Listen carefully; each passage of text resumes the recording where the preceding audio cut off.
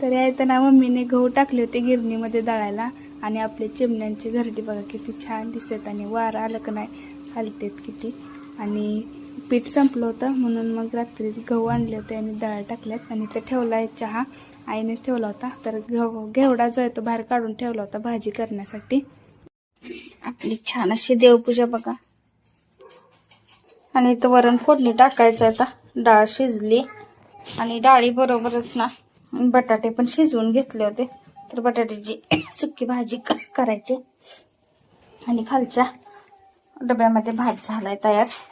आणि आज अक्षुने काढली रांगोळी छान अशी. तर चपाती बघा आपली चालली करायची आणि इकडे टाकले वरण फोडणी.